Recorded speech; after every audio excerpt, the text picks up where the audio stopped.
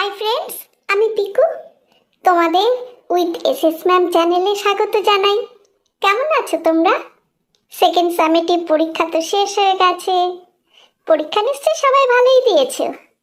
আজ তোমাদের বাংলা পাঠ্য বইয়ের 10ম অধ্যায়ের কে ছিলেন ঈশপ প্রথমে আমি পাঠ করব, তারপর তার সমস্ত হাতে কলমের প্রশ্ন উত্তরগুলো এসএস ম্যামের কাছে থেকে জেনে নেব।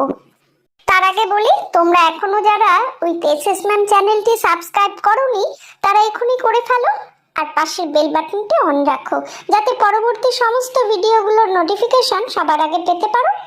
চলো তবে শুরু করা যাক। কে ছিলেন ঈশপ? ঈশপের নাম শুনেনি এমন মানুষ মনে হয় গোটা পৃথিবীতে খুব বেশি নেই। তার কোনো না কোনো গল্প তোমরাও নিশ্চয়ই এর মধ্যেই পড়ে বা শুনে ফেলেছো। সেই যে একটা শেয়াল কিছুতেই আঙুর গুচ্ছের নাগাল না পেয়ে শেষে আঙুর ফল টক বলে চলে গিয়েছিল, কিংবা ধরো খরগোশ আর কচ্ছপের সেই গল্পটা।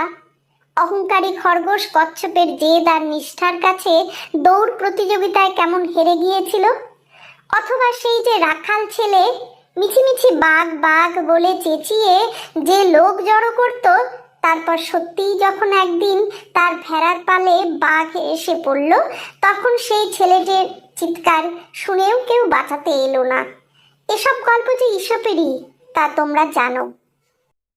কিন্তু কথা হচ্ছে, এমন চমৎকার সমস্ত গল্প যার রচনা, কে ছিলেন সেই মানুষটি? প্রাচীন গ্রিস দেশের সেই মানুষটি ছিলেন একজন কৃতদাস। তার চেহারায় এমন কিছু আহামরি সুন্দর ছিল না, তা নিয়ে তাকে অনেক উপহাসও শুনতে হতো। তবে মানুষ হিসাবে তিনি ছিলেন অতি জ্ঞানী।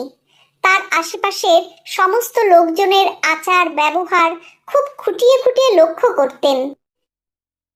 তারপর তাদেরই দোষ আর গুণ নিয়ে বানাতেন গল্প। প্রত্যেকটি মানুষের মধ্যে এমন অনেক দোষ বা গুণ দেখা যায় যা দেখে বিভিন্ন পশু পাখির কথা মনে আসে। ঈশপের এই সব গল্পের চরিত্রগুলিও তাই অধিকাংশ ক্ষেত্রেই মানুষ নয়, পশু পাখি। অবশ্য পশু পক্ষীর কাহিনীর ছদ্মবেশে মানুষের কথাই লিখেছেন ঈশপ। ঈশপের প্রভু রাজা ক্রোসাস একবার কিছু টাকা দিয়ে তাকে ডেলফিতে পাঠান। এই ডেলফি জায়গাটির পুরোহিতরা ছিল ভবিষ্যৎবাণীর জন্য বিখ্যাত, কিন্তু তারা ছিল বড় লোভী। তারা যত টাকা পায় ততই চায় আরো আরো টাকা। তাদের এই অর্থলোভ দেখে ঈশপ বাঁধলেন একটি গল্প, আর সেই গল্পটিতে তিনি তাদের শুনিয়েও দিলেন। সেই যে একটা লোভী লোক যার একটা সোনার ডিম পাড়া হাঁস ছিল, সেই হাঁস রোজ একটা করে সোনার ডিম পাড়ত। লোকটা ভেবেছিল যে হাঁস সোনার ডিম পাড়ে তার পেটের মধ্যে নিশ্চয়ই অজস্র সোনার ডিম রয়েছে। সোনার লোভে একদিন লোভী লোকটা হাঁসের পেটটাই ফেললো কেটে। তাতে ফল হলো এই যে রোজ তো সে একটা করে সোনার ডিম পেত, তাও আবার তার পাওয়া হলো না। এইরকম অনেক গল্প বানিয়েছিলেন ঈশপ, সবই নীতি গল্প। অর্থাৎ সেগুলো পড়ে যে শুধু গল্পের মজা পাওয়া যায় তা নয়, সেই সঙ্গে পাওয়া যায় খুব ভালো ভালো সব উপদেশ। দয়া, মায়া, ভালোবাসা, সততা, কৃতজ্ঞতা, পরোপকার, শ্রদ্ধা, ভক্তি, এইসব সদ্গুণ যে আমাদের জীবনে কত জরুরি তা আমাদের মনে করিয়ে দেন ঈশপ। ঈশপের গল্পের অনুবাদ হয়েছে পৃথিবীর নানা দেশে প্রতি যুগের নিজস্ব ভাষায়। তাই সরাসরি অনুবাদ না করে অনেকেই গল্পগুলোকে নিজেদের দেশের আর সময়ের উপযোগী করে একটু বদলে নিয়েছেন। কিন্তু গল্পগুলোর মূল্য তাতে একটুও কমেনি। মানবজাতির সবচেয়ে বড় শিক্ষকদের একজন এই মানুষটি ঈশপ।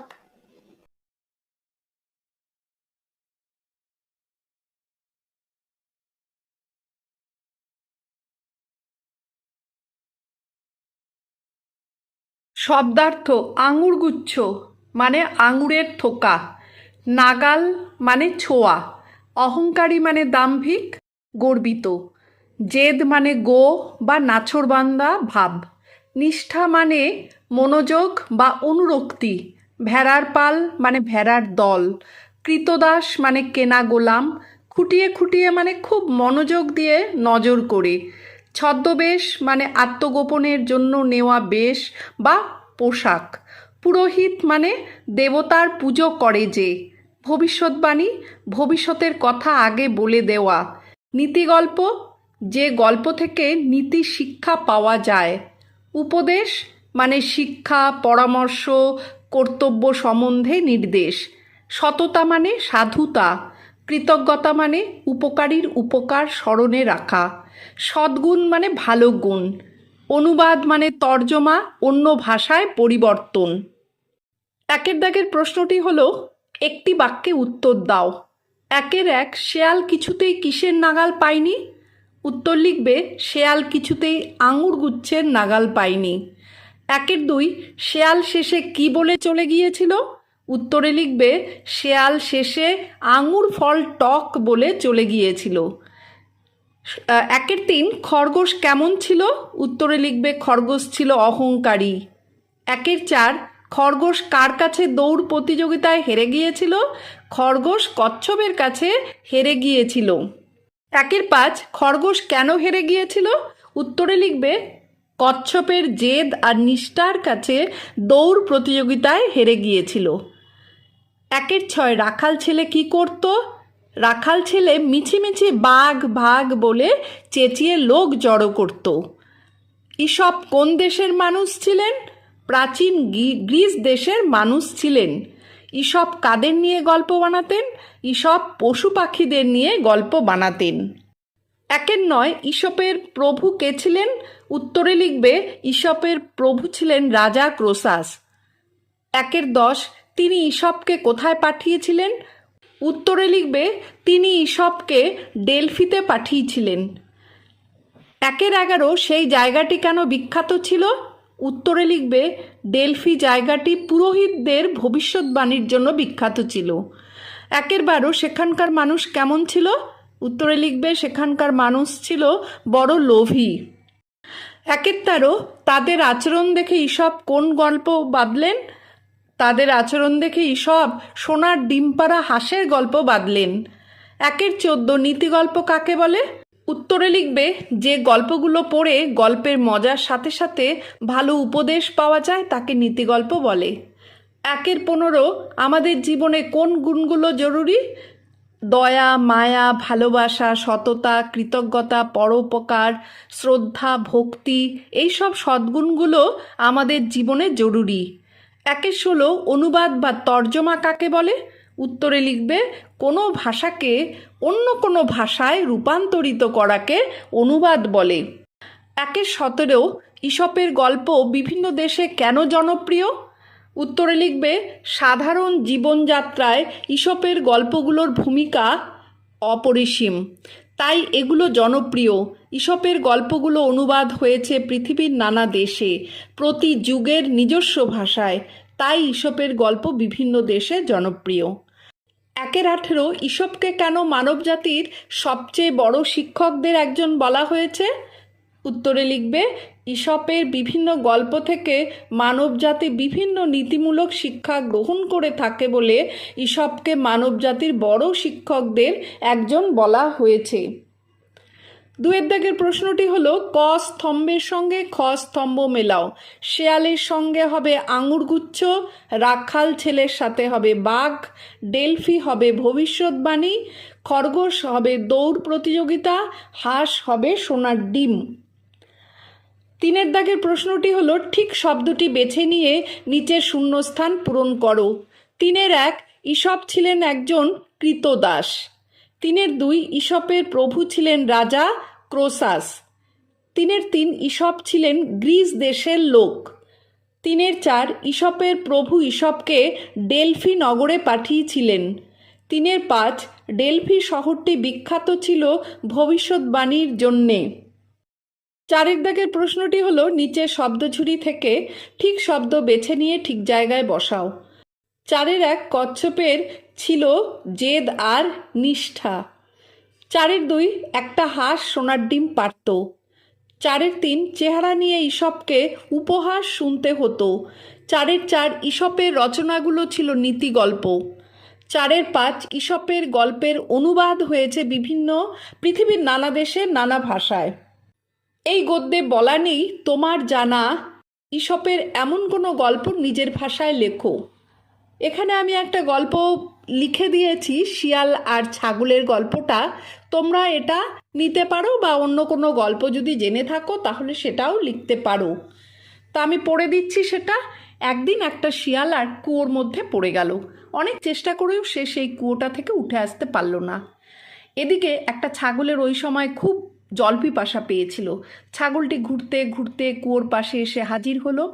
কুয়োর মধ্যে শিয়ালকে দেখে সে জানতে চাইল যে কুয়োতে খাওয়ার মতো জল আছে কি না। শিয়াল তখন নিজের পড়ে যাওয়ার কথা না বলে নানাভাবে সেই কুয়োর জলের প্রশংসা করতে লাগলো।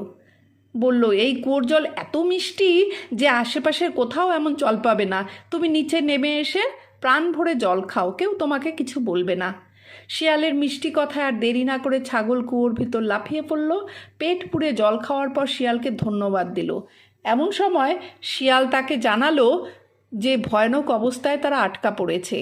এই ঝামেলা থেকে বের হওয়ার জন্য ছাগলকে বলল, তুমি যদি তোমার সামনের পা দুটো তুলে কুয়োর দেয়ালে ভর দিয়ে খাড়া হয়ে দাঁড়াও আর তোমার মাথাটা নিচু করে রাখো, আমি তাহলে তোমার পিঠের ওপর দিয়ে দৌড়ে কুয়োর বাইরে চলে যাব। আমি একবার বের হতে পারলে তোমাকেও তখন উদ্ধার পেতে সাহায্য করতে পারবো। ছাগল কোনো ভাবনা চিন্তা না করে সঙ্গে সঙ্গে শিয়ালের কথা মতো দাঁড়িয়ে গেল। শিয়াল লাফ দিয়ে ছাগলের পিঠে চলল। তারপর নিরাপদে কুয়োর বাইরে এসে একটুও দেরি না করে সেখান থেকে পালিয়ে যেতে যেতে বলল, ওরে বুদ্ধু, তোর শরীরে যত চুল, তোর মাথায় যদি সেই পরিমাণ বুদ্ধি থাকতো তাহলে উপরে ওঠার পথটা ঠিক না করে তুই নিচে ঝাঁপিয়ে পড়তি না। যেই বিপদ থেকে রেহাই পাওয়ার কোনো উপায় তোর জানা নেই, সেই বিপদের দিকে নিজেই নিজেকে এভাবে ঠেলে দিতিস না। তো এই গল্পের শিক্ষণীয় হচ্ছে যে কোনো কাজ করার আগে দেখে শুনে পা ফেলা উচিত। 6 দাগের প্রশ্নটি, ঈশপের মতোই আমাদের দেশে ছিলেন বিষ্ণু শর্মা। তার লেখা পঞ্চতন্ত্র গোটা পৃথিবীতে বিখ্যাত এবং সমাদৃত। পঞ্চতন্ত্র থেকে কোনো জানা গল্প থাকলে সেটি শ্রেণীকক্ষে সবাইকে শোনাও, আর যদি জানা না থাকে তবে শিক্ষিকা বা শিক্ষকের কাছ থেকে জেনে নাও। পঞ্চতন্ত্র থেকে এখানে একটা গল্প আমি দিয়ে দিয়েছি, দেখো তোমাদের যদি ভালো লাগে সেটা তোমরা নিতে পারো। অনুগত বেজি গল্পটার নাম। এক কৃষক দম্পতির একটি পোষা বেজি ছিল। একদিন কৃষক ও তার স্ত্রী জরুরি কাজের জন্য বাড়ির বাইরে যেতে হলো এবং তাই তারা তাদের শিশুকে বেজির কাছে রেখে গেল। বেজি আশ্বাস দিয়েছিল যে সে তাদের বাচ্চাকে ভালোভাবে রক্ষা করবে। তারা যখন চলে গেল, একটি সাপ লুকিয়ে ঘরে ঢুকে শিশুর উপর হামলা করার জন্য বিছানার দিকে এগিয়ে গেল। চতুর বেজি বাচ্চাটিকে রক্ষার জন্য সাপটির সাথে যুদ্ধ করলো এবং তাকে হত্যা করলো। কৃষকের স্ত্রী বাড়ি ফিরলে বেজির মুখ ও দাঁতে রক্তের দাগ দেখে সে আঁতকে উঠল। সে তার মেজাজ হারিয়ে চিৎকার করে বলল, তুই আমার বাচ্চাকে মেরে ফেলেছিস। সে ক্রোধে সমস্ত নিয়ন্ত্রণ হারিয়ে অনুগত বেজিকে মেরে ফেলল। যখন সে তার বাড়িতে প্রবেশ করল, সে শিশুটিকে জীবিত এবং তার পাশে মৃত সাপ দেখতে পেল। কি ঘটেছে বুঝতে পেরে সে তার কর্মের জন্য অনুশোচনা করল। এর থেকে গল্পের শিক্ষা পাওয়া যায় যেটাই, যে কিছু করার আগে ভাবো। 5 দাগের প্রশ্নটি হলো, ঈশপের অধিকাংশ গল্পের চরিত্ররাই বিভিন্ন জীবজন্তু। নিজের ছবিটি দেখে কটি প্রাণীর ছবি আর কটি অন্যান্য জিনিসের ছবি খুঁজে পাচ্ছ বলো। খুঁজে পাওয়ার পর পছন্দ মতো আলাদা আলাদা রং দাও। তা আমি এখানে যতগুলো পেয়েছি রং করে দিয়েছি। তোমরা যদি আরও কিছু খুঁজে পাও এখানে, তাহলে সেটা রং করে নেবে।